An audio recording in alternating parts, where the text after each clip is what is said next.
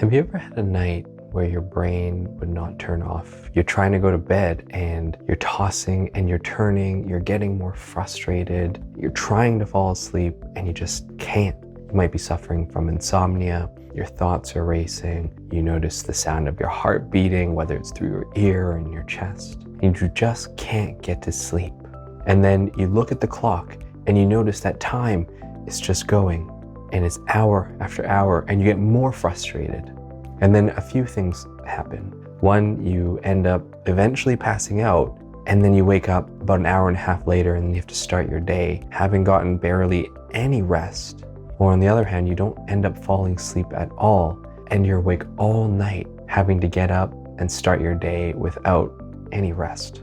If that's you, you're not alone. We're going to go over several sleep hygiene strategies today that you can implement into your routine to help you get a better, restful sleep. Now, I'm super passionate about this topic as I love sleep. I'm not the greatest sleeper, and it's always a work in progress for me too with some of these strategies. But I want to give you a little bit of perspective. Research has shown that the average human being, let's say living between the ages of 70 and 80, would spend 1/3 of their life. So that's about 25 to 30 years sleeping or attempting to sleep. Think about that for 1 second. 25 to 30 years of your life sleeping. That's a lot of time. And that means sleep is so important both mentally, emotionally, physically, and spiritually. So I want to share with you 9 proven strategies that have been really helpful in my own sleep routine, but also with the clients that I work with that have helped them get better, more restful sleep. Now, before we dive in, please subscribe and like to my channel so I can create more content like this for viewers like you. Thank you so much. And a quick disclaimer, although I'm a registered psychologist, I'm not your psychologist. Remember, everything here is for educational and informational purposes only. None of this is advice about your mental health. Please talk to your doctor or other mental health professional before trying anything in these videos or making any decisions about your health. So sleep is vital for everybody. It is well established that poor sleep leads to negative health impacts on our mental and physical health. Have you ever gotten little sleep and then the next day felt really groggy, have troubles focusing, concentrating? Maybe you're driving to work and you're not as present, or you can't be as focused while you're doing your tasks of the day? I sure have, and it's not fun. So let's talk about something called sleep hygiene. You may have heard the word hygiene before, such as dental hygiene for your teeth or personal hygiene for your body health. And if you guessed it, sleep hygiene refers to sleep health and behaviors, as well as our environment, that influence our quality of restful, productive sleep. So let's immediately dive into 9 strategies that can improve your sleep. The first one is schedule. Schedule is something that is super important, not only for us adults, but also for kids and teens and seniors. Do you or anybody you know have children? When they're off their schedule, if they have a sleep schedule, you really notice how much it influences and disrupts the rest of their day, how it disrupts them getting to sleep at night, and then how that impacts you and your loved ones around you. So having a consistent schedule is important, where you can aim to try to go to bed around the same time every night, and then aim for around the same time to wake up every morning. The reason for this is it helps regulate something called our circadian rhythm. This is our body's internal clock. And this clock runs automatically. So when we wake up, our body releases a hormone called cortisol, which you might be familiar with, and that helps us stay alert and awake. And then when the evening comes in, our body starts to increase its production of melatonin, which helps us to slow down, become a bit more sleepy and groggy, and eventually fall asleep. Now, when you think about your routine, there's a couple points I want to add in here. Sometimes there's a myth or misconception of that we can catch up on sleep on the weekends. So maybe we don't sleep all week, study all day, work all night, and then we try to get all the sleep back on the Saturday and Sunday. While you might feel a bit more rested getting more sleep on the weekend, you actually might feel more groggy. And because that routine is quite inconsistent, it actually can make you feel worse than better. So the important piece here is that consistent routine is better than catching up.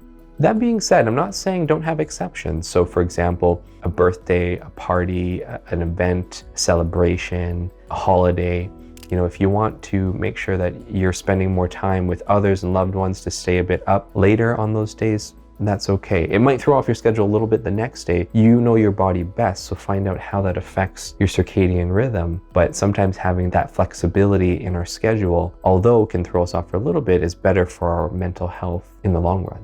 Now, when you think about your routine and the times that you put for sleeping, I invite you to find out what works best for your body. For example, I'm a morning person. I like to wake up early and go to bed early. My wife, on the other hand, she's kind of like a zombie. She likes to go to bed really late and then wakes up quite a bit later into the morning. And I'm sure if she had it her way, she'd wake up into the afternoon. She operates best at night, whereas I operate more optimally in the morning and early afternoon. If you guessed, as a random aside, this is a little bit challenging sometimes on our conversations where I'm hardly coherent late at night. So what I'm suggesting is find what works best for you. If you're somebody that has your best working hours in the evening, try to optimally work, let's say around 7, 8, 9, if that's what works best for you, and then have some time to wind down. And maybe you're adjusting your sleep hours, for example, if you're focusing on 8 hours from maybe 1 or 2 a.m. all the way till 10 a.m. And then you kind of start your day from there. Again, play around with it, but consistency is the key.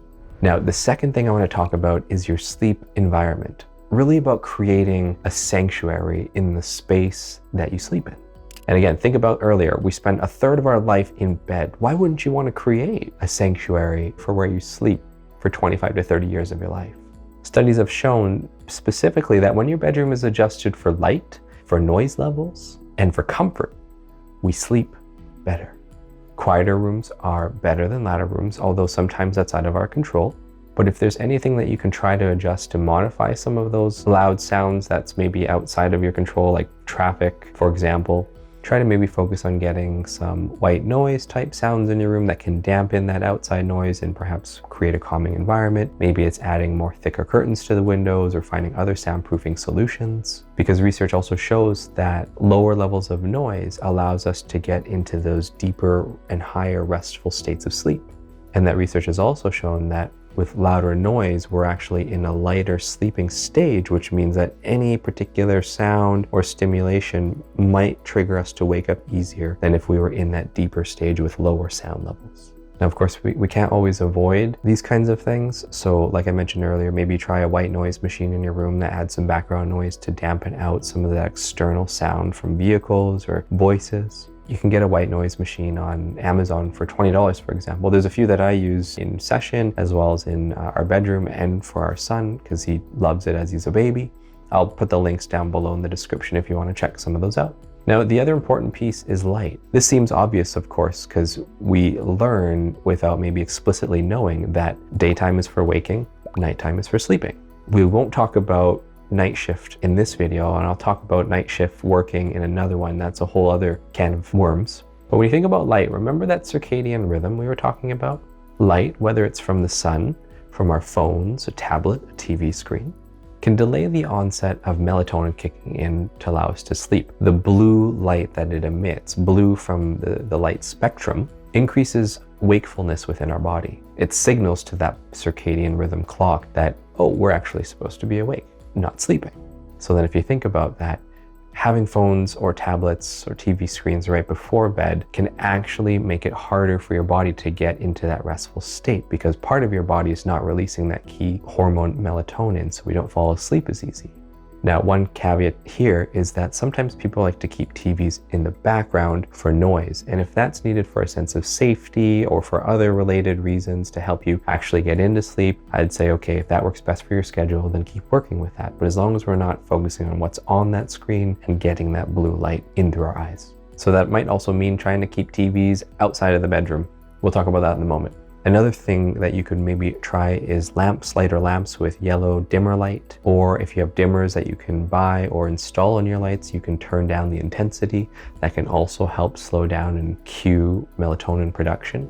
And lastly, on environment, you want to consider your mattress and bedding. You want to choose something that's really personalized for yourself. So for example, you want to be considering how cold or warm it is in the room. Oftentimes a little bit cooler can help us get more sleep easier rather than hotter spaces. Of course, it's not always possible, so work with what you can.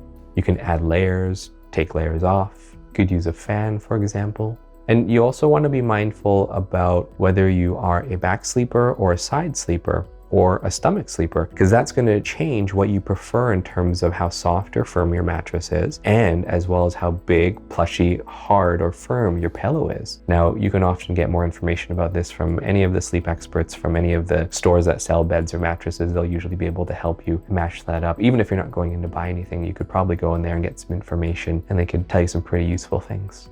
Now, the third thing to be aware of is food and drink and substances before bed. Caffeine, whether it be through coffee, tea, or other desserts or anything else that has caffeine in it. You need to consider how your body responds to caffeine, but also caffeine has a half-life, meaning the time it takes for half of the substance in your body to work through and be released, of about 6 hours. That means when you consume coffee, let's say at about 3 in the afternoon, it won't be until about 9 o'clock in the evening that half of that caffeine in your body has been released. So keep that in mind. Some people might be more sensitive to caffeine, where you can only have it before noon or certain early hours in the day. And if you have it later on, it's really going to affect you falling asleep. So gather information on what works best for you if you do like to consume caffeine. And then of course, you need to be mindful of your bladder. Caffeine is a diuretic, so it makes you want to pee more. And caffeine or other liquids before bed, depending on your bladder, everyone's a little bit different, might mean that you're waking up several times throughout the night to go to the washroom. And of course, that can disrupt your sleep. So think about maybe if you have bladder concerns, stopping liquids a few hours before bed. The other piece to that is of alcohol. Alcohol commonly is misperceived as something that can help people fall asleep. It actually can, because alcohol is a depressant, so it actually slows our body down, and that can help for a lot of people, especially if you're struggling quite a bit with stress or unresolved trauma. You often hear people will say it helps take the edge off, and that's true. It helps reduce some of the overwhelmingness and anxiety, but it's more of a short-term solution to a bigger problem. And when you fall asleep consuming alcohol before bed, yes, it will help you actually get to sleep. But then, because the alcohol is still within your system and your body's metabolism slows down while you're sleeping, it actually disrupts the quality of sleep. So you might wake up and not feel very rested at all. So consider when you consume alcohol, if you do consume alcohol, and try to avoid large amounts before sleeping. And that goes the same for other substances, except we're not going to talk about cannabis today. Now, the fourth strategy is your bedtime routine. Routine in our daily life is just as important when we're transitioning into sleep. An example of a nighttime routine or a sleep hygiene routine might be an hour before bed, you cut off any screens, you turn your phone onto silent or do not disturb mode, except for maybe emergencies, and then you begin to read a few pages of a book. You take a warm bath, you take a shower. If a bath is not your thing, you might do some light stretching, can be really good to move our body around. Mindful of your bladder, you might have a warm beverage, some warm milk, a warm tea that does not have caffeine in it. And then maybe you do some breathing exercises. Or actually you can check out one of these videos that I've done that helps release tension from our body and stress, called progressive muscle relaxation, which is scientifically proven to help you sleep. Or anything else that you find helpful before bed. So it's kind of like that transition period, slowing your body down, giving your body the most optimal opportunity to increase melatonin and then get a restful sleep. Now, it's best to avoid intense exercise before bed, although light stretching can be very beneficial. So light stretching or yoga. But intense exercise actually activates more energy within our body. You might notice that your heart beats faster, you might feel more energetic, and that actually can be counterproductive on your sleep. So like the other tools, find what works best for your body and exercise within that window before bed. For example, myself, I usually, based on everything that's going on in my life with work and family, I can usually squeeze in some working out at about 8:30, and I have to cut it off before 9:30, 10, because any later I have too much of a difficult time to fall asleep. So find what works for you. Now, speaking of routine, when we are in that time, let's say you set 15, 20, 30, or an hour of time before bed, sometimes we might be thinking about work or things to do we have the next day. And if that can interfere with your ability to fall asleep, one helpful strategy can be keeping a notebook beside you, preferably a notebook, not your phone, remember that blue light, but keeping a notebook on your nightstand so that anything that comes up for you that you're like, okay, I really have to think about this, or this is a really important task or to-do piece for tomorrow, you can just jot it down on that notebook so that it's there, you have it, and it can be out of your mind on the paper, and you won't have to worry about forgetting it. And you can do that for quite a bit of different things if that comes up for you. The last thing I want to mention on routine is that if you are tossing and turning, going back and forth because of insomnia, set a timer for about 20 to 30 minutes, where if you're not asleep in 20 to 30 minutes, get up, restart some of those relaxing bedtime routine things, warm bath, reading a book, maybe read something really boring. And then when you start to feel drowsy and tired again, try to go back to sleep. Because, as I mentioned at the beginning of today, if we keep clock watching and tossing and turning, time goes by really fast and it can actually be more detrimental. So get up after 20 or 30 minutes, restart that light bedtime routine, and then go back to bed. Now, the fifth one I want to talk about is bed activities. Your bedroom, ideally, and this is not possible for everyone because of different circumstances, and I completely understand that, but if possible, your bed, if at the very least, your bed is just for sleep and for sex. What happens here is that our bodies have something called state-dependent learning. So what state-dependent learning is that, for example, if, this is kind of a wild example, so don't do this, but if you were to study drunk for an exam and you studied drunk the entire time, because your body is in that state of being inebriated, you would actually do better on the exam if you were inebriated because of what's called state-dependent learning. Versus if you studied inebriated the whole time and drunk the whole time and then you went sober to the exam, you might not remember as much.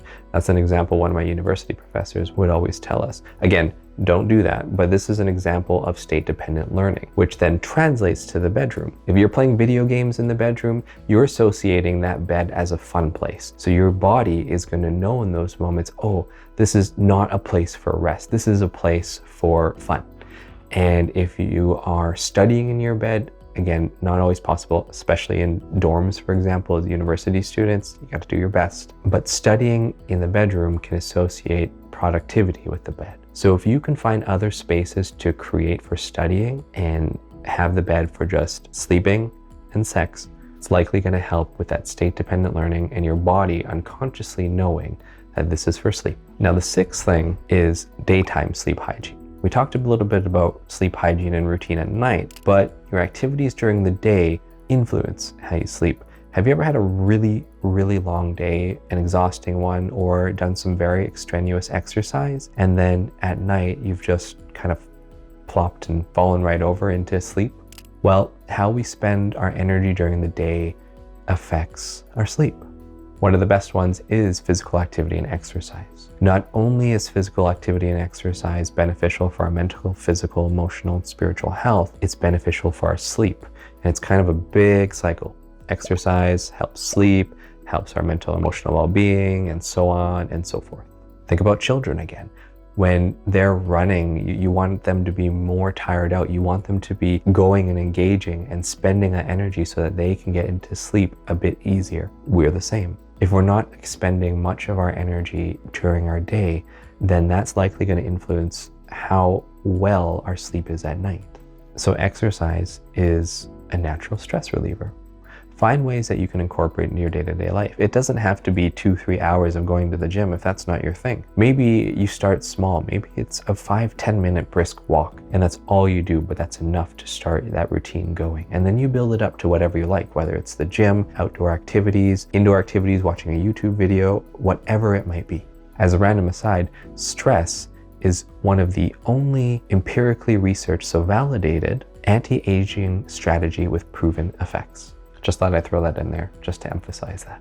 And it's important to recognize that sometimes it's hard to get exercise in, so it might be about pushing ourselves into uncomfortable places when we don't want to, even though it's more helpful for us. Now, the seventh strategy is napping. This might not apply to you at all if you're not a napper, but if you do nap, sometimes we can get into the habit of falling asleep at times that are not so productive for long periods of time, maybe an hour to 3 hours or longer. Not saying that that's not appropriate, depends on your situation and everything else you have going on, but generally speaking, napping can be helpful, but if we limit it and we do it at specific times. If you've ever heard of siestas, there's a lot of cultures in the world that engage in siestas. This is a light sleep, usually around lunch or after lunchtime, for about 20 to 30 minutes. It's kind of a break in between the day, and then it gives us an energetic boost later on for the rest of the work for the afternoon. So if you want to gauge in naps, try to do it earlier in the day for about 20 to 30 minutes. It might not feel as restful as if you take a 1 to 3 hour nap, but it is definitely going to help you later at night when you get into your evening sleep. And some of these naps have also shown to boost mood, memory, focus, and concentration. Now, the 8th strategy is stress management. We talked about a few things already, such as exercise. But if we're carrying a lot of stress on our shoulders, you really want to be finding ways that work for you to manage it, whether it be checking out some of my YouTube videos that manage stress or give you strategies. Here's one. Or if you like to talk with friends or family, if you have a therapist you can connect with to work through some of the stressful pieces. Maybe you have a meditation practice. Maybe it's sports. Whatever you find that works for you, because everybody's different, but we want to be doing our best to manage the overwhelming unhealthy levels of stress. And if you've ever heard of the vagus nerve, that might be a good start into your journey in managing stress. So check out this video here that looks at a beginning exercise for the vagus nerve that can help you tune into a more calming, what's called parasympathetic nervous system part of your body. Now, the last strategy is seeking professional help. If we have unresolved trauma, a lot of stress, these strategies maybe aren't things that work for you, or if you've tried them before, you really want to seek professional help through either your family doctor or a mental health professional. And you can really rule out medical things that might be affecting your sleep ability. For example, sleep apnea. That's important to get addressed. Or looking at other things that might be causing a lot of stress: work, family, relationships, trauma. So please seek out a professional if you feel that's an important step for you. So I hope something in this video has been helpful, or at the very least piqued your interest to look at your sleep schedule. Maybe you add in, you reduce something, or you bolster some of the strategies that you already have.